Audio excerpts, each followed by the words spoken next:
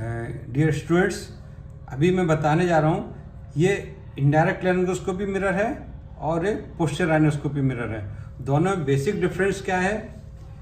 जो indirect laryngoscopy mirror है उसमें जो शाफ्ट होता है वो स्ट्रेट होता है, और जो पोस्चर राइनोस्कोपी मिरर होता है उसका जो शाफ्ट होता है वो बायोनेट शेप होता है। इसका कारण ये है क्योंकि जब इनडायरेक्ट लेरिंगोस्कोपी करना है तो इसका डायरेक्शन जो रहेगा मिरर का नीचे साइड रहेगा, क्योंकि हम मिरर को ओरल कैविटी से इंसर्ट करेंगे और जो लैरिंग्स का लेवल है वो ओरल कैविटी से बॉडी में नीचे साइड में, इसलिए इसका डायरेक्शन नीचे साइड रहेगा। और जब नीचे साइड रहना है तो हमारा हाथ उसमें व्यू में नहीं आएगा और हम इस मिरर में देख सकेंगे, इसलिए ये स्ट्रेट होती है। जब हम पोस्चर राइनोस्कोपी करते हैं तो पोस्चर राइनोस्कोपी में चूंकि हम ओरल कैविटी से नोज के पीछे देखना है जिसका लेवल ओरल कैविटी से ऊपर है, तो जब हम ऐसे देखेंगे हमारा हाथ आप देख पा रहे होंगे, अगर मान लो स्ट्रेट होगा तो हमारा हाथ मिरर के बीच में आएगा, तो मिरर में हमारा हाथ विजन में ना आए इसके लिए इसका शेप बायोनेट शेप होता है।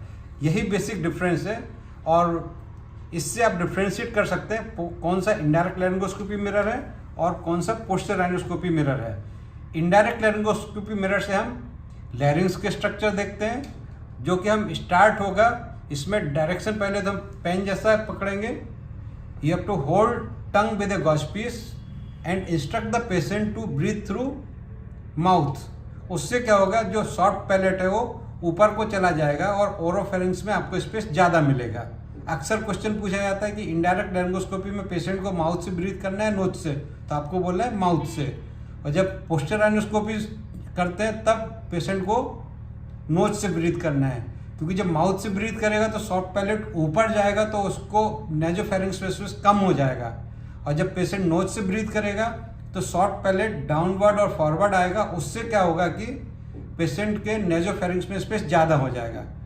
अभी जब इनडायरेक्ट लेरिंगोस्कोपी करते हैं तो मिरर का डायरेक्शन नीचे साइड होगा और स्ट्रक्चर्स जो हमको दिखेंगे, सबसे पहले बेस ऑफ टंग, फिर ग्लोसो एपिग्लोटिक फोल्ड जो कि टंग और एपिग्लोटिस के बीच में होता है, फिर एपिग्लोटिस दिखेगा।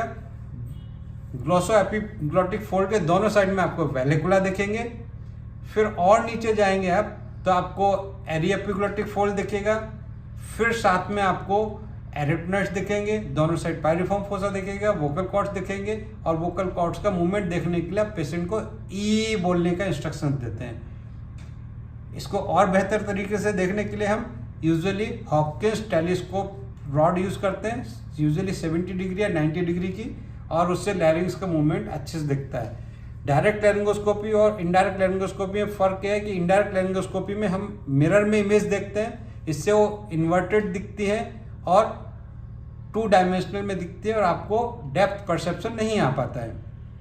जब हम डायरेक्ट लेरिंगोस्कोपी करते हैं तो डेप्थ परसेप्शन भी आता है और रियल इमेज दिखती है। पोस्चर राइनोस्कोपी करने के लिए हम मिरर का जो डायरेक्शन रहेगा वो ऊपर की साइड रहेगा और हम नेजोफेरिंक्स में देखेंगे। पेशेंट को नोज से ब्रीथ करने की सलाह देंगे ताकि सॉफ्ट पैलेट डाउनवर्ड और फॉरवर्ड आ जाए।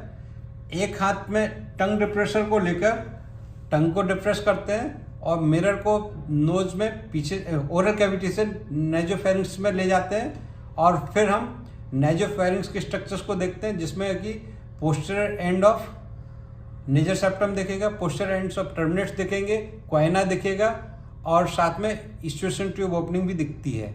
यदि कोई मास लीजन ग्रोथ कुछ है तो वो भी देख सकते हैं। इस तरह से आप डिफ्रेंशिएट कर सकते हैं between indirect laryngoscopy mirror and posterior rhinoscopy mirror.